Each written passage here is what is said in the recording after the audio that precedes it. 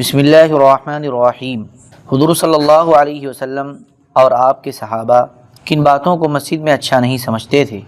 حضرت ابو سعید خدری رضی اللہ عنہ کے غلام فرماتے ہیں کہ ایک مرتبہ میں اپنے آقا حضرت ابو سعید رضی اللہ عنہ کے ساتھ تھا۔ وہ حضور صلی اللہ علیہ وسلم کے ساتھ جا رہے تھے۔ اتنے میں ہم لوگ مسجد میں داخل ہو گئے تو ہم نے دیکھا کہ مسجد کے بیچ میں ایک آدمی پیٹھ اور ٹانگوں کو کپڑوں سے باندھ کر بیٹھا ہوا ہے اور دونوں ہاتھوں کی انگلیاں ایک دوسرے میں ڈال رکھی ہیں۔ حضور صلی اللہ علیہ وسلم نے اسے اشارے سے سمجھانے کی کوشش کی لیکن وہ سمجھ نہ سکا، تو حضور صلی اللہ علیہ وسلم نے حضرت ابو سعید کی طرف متوجہ ہو کر فرمایا کہ جب تم میں سے کوئی مسجد میں ہو تو اپنی انگلیاں ہرگز ایک دوسرے میں نہ ڈالے، کیونکہ یہ شیطانی حرکت ہے، اور جب تم میں سے کوئی آدمی مسجد میں ہوتا ہے تو مسجد سے باہر جانے تک نماز ہی میں شمار ہوتا ہے۔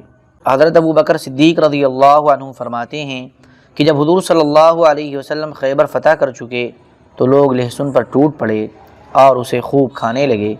اس پر حضور صلی اللہ علیہ وسلم نے فرمایا، جو یہ بدبودار سبزی کھائے وہ ہرگز ہماری مسجد کے قریب نہ آئے۔ حضرت عمر بن خطاب رضی اللہ عنہ جمعہ کا خطبہ دے رہے تھے۔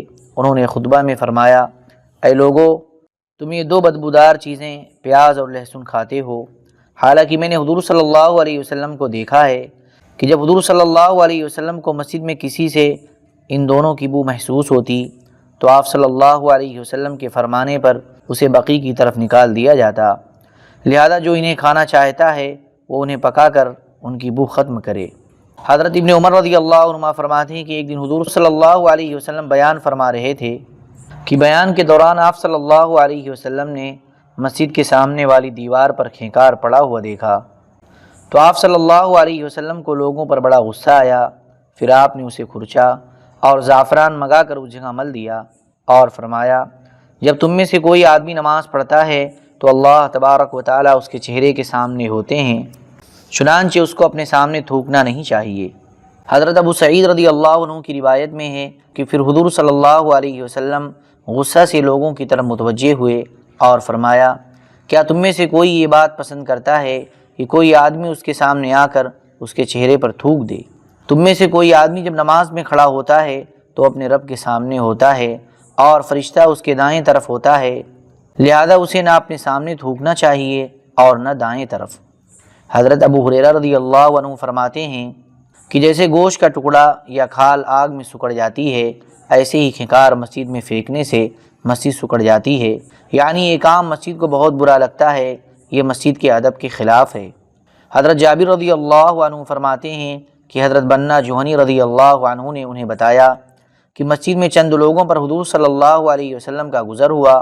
آپ صلی اللہ علیہ وسلم نے دیکھا کہ وہ ننگی تلوار ایک دوسرے کو دے رہے ہیں، تو آپ نے فرمایا، جو ایسا کرے اس پر اللہ لعنت فرمائے۔ کیا میں نے تمہیں اس سے روکا نہیں؟ جب تم میں سے کسی نے ننگی تلوار پکڑی ہوئی ہو اور وہ اپنے ساتھی کو دینا چاہے تو اسے چاہیے کہ وہ تلوار کو نیام میں ڈال کر دے۔ حضرت سلیمان بن موسیٰ رحمۃ اللہ علیہ کہتے ہیں، کسی آدمی نے حضرت جابر بن عبداللہ رضی اللہ عنہما سے مسجد میں تلوار ننگی کرنے کے بارے میں پوچھا تو انہوں نے فرمایا، ہم اسے اچھا نہیں سمجھتے تھے۔ ایک آدمی مسجد میں تیر صدقہ کیا کرتا تھا۔ حضور صلی اللہ علیہ وسلم نے اسے حکم دیا کہ وہ جب بھی مسجد سے تیر لے کر گزرے تو تیروں کے پھلوں کو اچھی طرح سے پکڑ کر گزرے۔ حضرت محمد بن عبید اللہ رحمۃ اللہ علیہ کہتے ہیں کہ ہم لوگ مسجد میں حضرت ابو سعید رضی اللہ عنہ کے پاس تھے تو ایک آدمی نے اپنا تیر پلٹا، تو حضرت ابو سعید رضی اللہ عنہ نے کہا، کیا اسے معلوم نہیں کہ حضور صلی اللہ علیہ وسلم نے مسجد میں ہتھیار الٹنے پلٹنے سے منع فرمایا ہے؟ حضرت بریدہ رضی اللہ عنہ فرماتے ہیں کہ ایک آدمی نے مسجد میں گمشدہ جانور کا اعلان کیا اور یہ کہا، کون ہے وہ جس نے سرخ اونٹ دیکھا ہو اور وہ اس کے مالک کو سرخ اونٹ دینے کے لیے بلا رہا ہو؟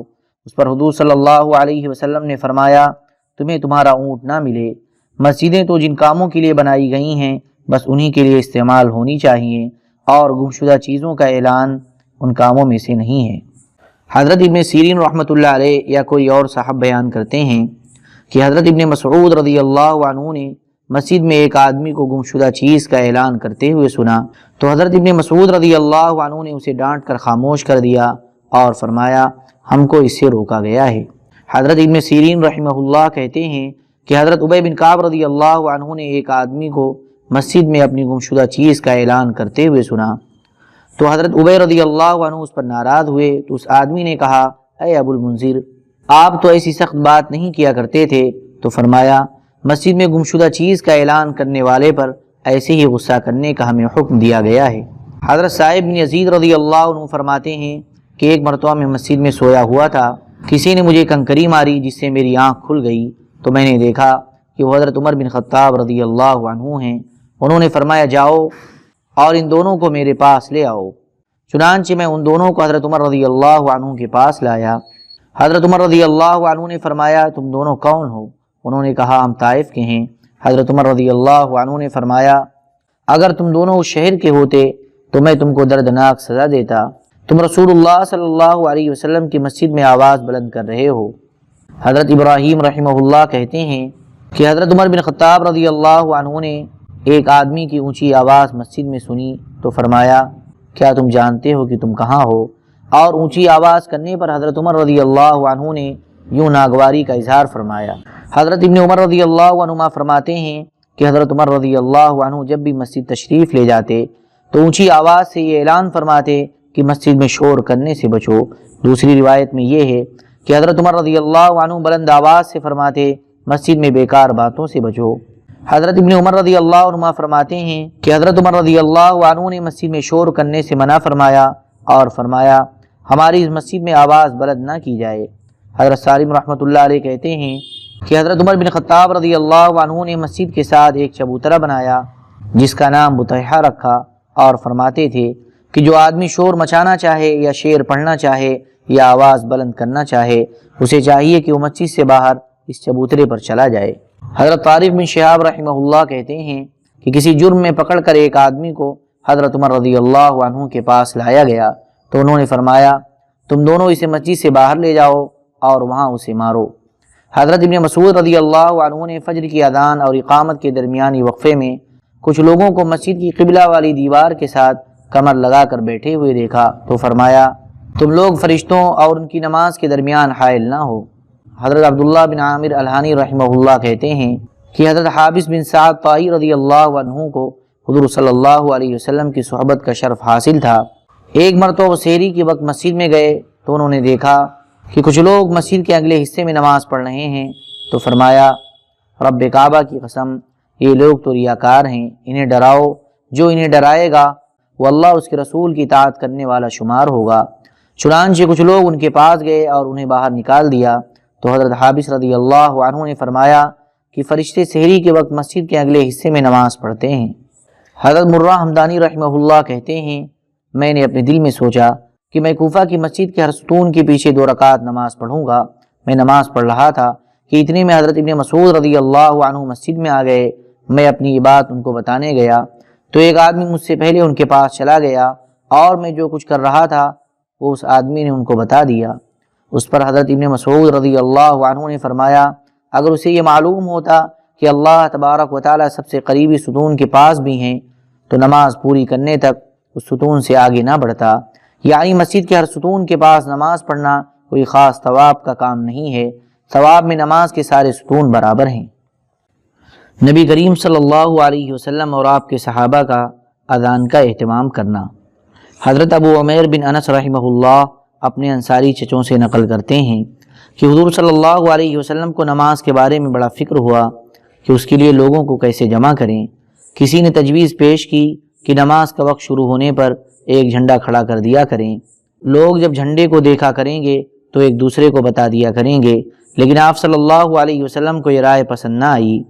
پھر کسی نے یہودیوں کی بغل کا تذکرہ کیا، آپ صلی اللہ علیہ وسلم کو یہ بھی پسند نہ آیا اور فرمایا یہ تو یہودیوں کا کام ہے۔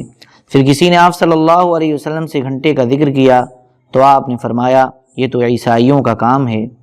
حضور صلی اللہ علیہ وسلم کی زیادہ فکر کی وجہ سے حضرت عبداللہ بن زید رضی اللہ عنہ کو بہت زیادہ فکر ہو گیا۔ وہ گھر گئے تو انہیں خواب میں اذان دکھائی گئی، آگے اور حدیث بھی ذکر کی۔ حضرت عبداللہ بن زید رضی اللہ عنہ فرماتے ہیں کہ حضور صلی اللہ علیہ وسلم کو نماز کی اطلاع دینے کے بارے میں فکر ہوا۔ جب نماز کا وقت آتا تو حضور صلی اللہ علیہ وسلم کسی آدمی کو اوپر چڑھا دیتے جو ہاتھ سے اشارہ کرتا جو اشارہ دیکھ لیتا وہ آ جاتا، اور جو نہ دیکھتا اسے نماز کا پتہ نہ چلتا۔ اس کا حضور صلی اللہ علیہ وسلم کو بہت زیادہ فکر تھا۔ بعض صحابہ کرام نے آپ صلی اللہ علیہ وسلم کی خدمت میں عرض کیا، یا رسول اللہ، آپ اگر نماز کے وقت گھنٹہ بجانے کا حکم دے دیں تو اچھا ہے۔ آپ صلی اللہ علیہ وسلم نے فرمایا، یہ تو عیسائیوں کا کام ہے۔ پھر انہوں نے عرض کیا، اگر آپ بگل بجانے کا حکم دے دیں تو اچھا ہے۔ آپ صلی اللہ علیہ وسلم نے فرمایا، نہیں، یہ تو یہودیوں کا کام ہے۔ حضرت عبداللہ رضی اللہ عنہ کہتے ہیں کہ میں اپنے گھر واپس گیا اور حضور صلی اللہ علیہ وسلم کو اس بارے میں فکرمند دیکھنے کی وجہ سے میں بہت پریشان تھا۔ رات کو فجر سے پہلے مجھے کچھ اونگ آ گئی۔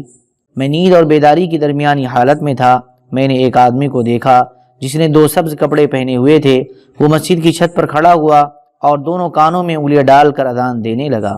حضرت انس رضی اللہ عنہ فرماتے ہیں کہ جب حضور صلی اللہ علیہ وسلم کے زمانے میں نماز کا وقت آتا تو ایک آدمی راستے میں تیز تیز چلتا ہوا جاتا اور اعلان کرتا، الصلاۃ الصلاۃ، نماز نماز۔ یہ کام لوگوں کو مشکل لگا تو انہوں نے عرض کیا، اگر ہم 1 گھنٹہ بنا لیں۔ آگے باقی حدیث ذکر کی۔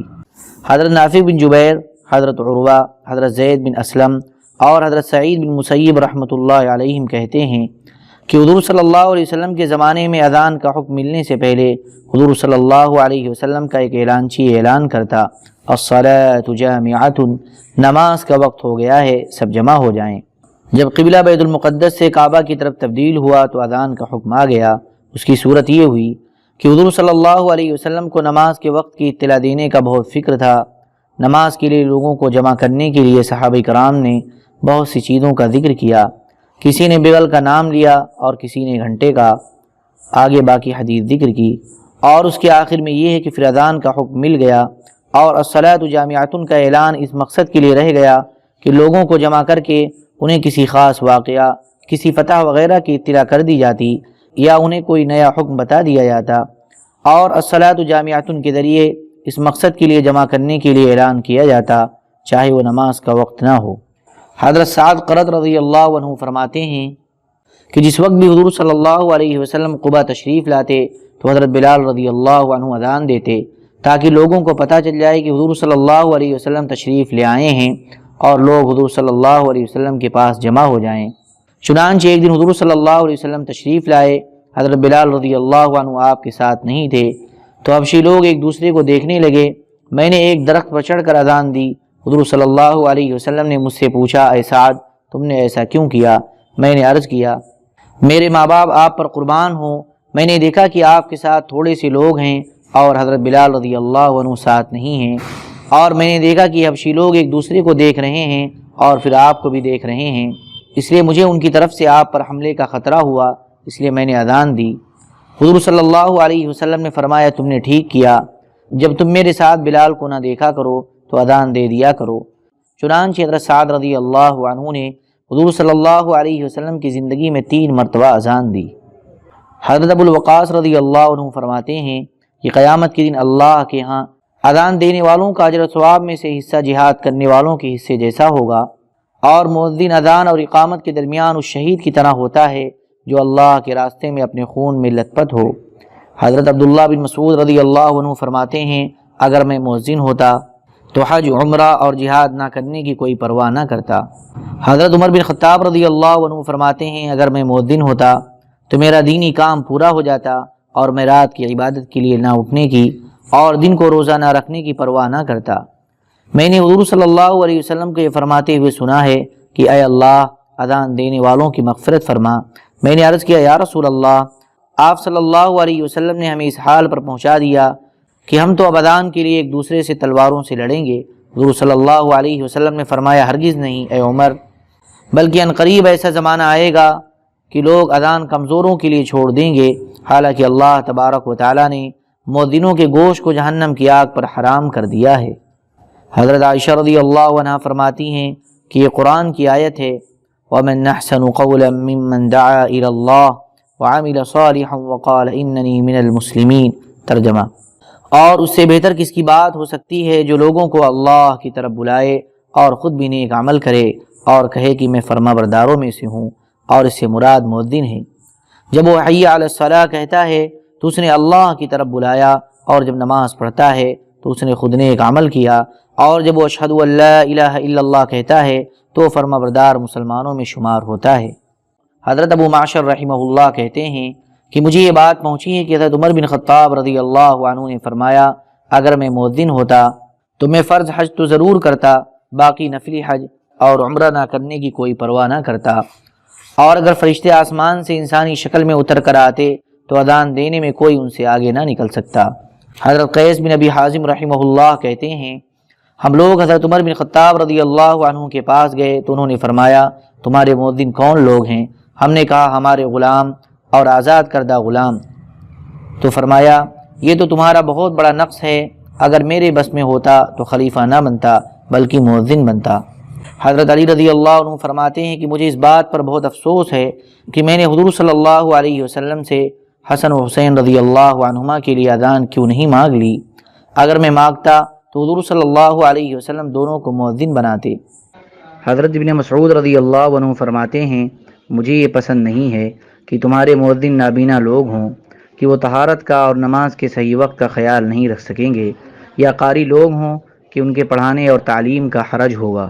حضرت یحییٰ بکار رحمہ اللہ کہتے ہیں کہ ایک آدمی نے حضرت ابن عمر رضی اللہ عنہما سے کہا کہ میں آپ سے اللہ کے لیے محبت کرتا ہوں۔ حضرت ابن عمر رضی اللہ عنہما نے فرمایا لیکن میں تو تم سے اللہ کے لیے بغض رکھتا ہوں۔ اس آدمی نے پوچھا کیوں؟